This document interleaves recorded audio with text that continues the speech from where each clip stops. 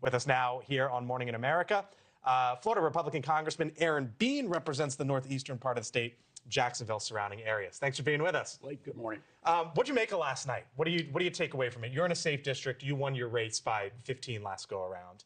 Do you take anything away as a member of Congress or Republican seeing blue all across the board last night? Well, we got to remember these were blue candidates winning in a blue state. We still have to pay attention. We still have to study. And look, affordability was a major theme going across the board. But there are a couple things that make you go, Like one of which is California. Any election to elect a Republican will take 6 weeks as they count votes carefully and every day and consider mail-in ballots.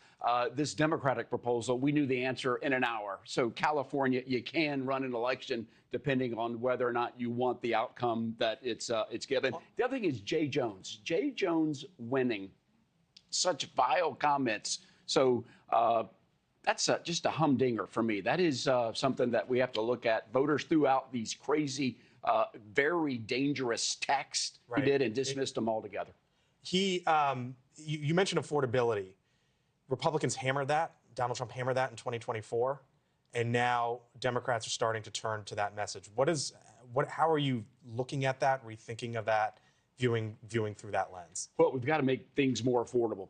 Young people especially, are saying the American dream is out of reach because everything, including housing, is just so far out of reach. So we've got to look at that. Healthcare is going to be a major topic coming up. I believe we make healthcare.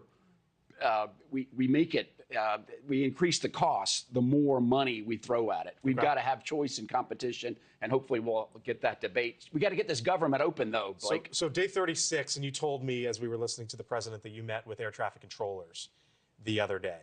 What are they telling you, and how does that make you view how you're thinking about this shutdown right now?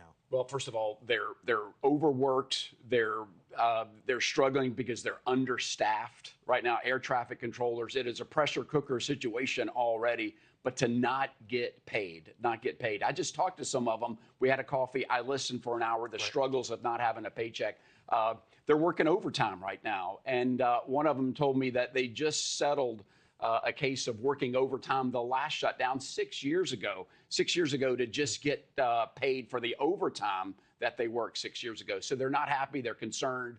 And it could get far worse. So we just talked about, Secretary Duffy has talked about they're so short that we may have to consider going forward closing down airspace. That would severely limit travel and affect America. So what is your sense? Because in an hour, we're going to hear from Mike Johnson, the Speaker of the House. You're going to be one of the members at that press conference standing behind him. What is your sense now that Democrats won across the board last night? You're hearing from air traffic controllers. It is now officially the longest shutdown in American history. And I think folks who are impacted by this one way or another just want to know, when is it going to end? Is it at some point next week? What's your sense? Well, first of all, I will be standing behind Speaker Johnson today. We've got to have senators come to the table. We've already passed a clean CR, which just says that we're going to keep government funding level and everybody gets paid. We still have hundreds of thousands of federal workers that aren't getting paid, including air traffic control, but our troops. And now with the SNAP benefits running out, that's a big concern. There is a spirit of optimism. It's growing because these elections are behind us now. That will allow, hopefully, Chuck Schumer, or at least reasonable thinking Democratic senators, to come across the aisle, make this deal, and then let's have these debates over all of the things they're worried about: healthcare, affordability. We can have them, but we've got to open the government first.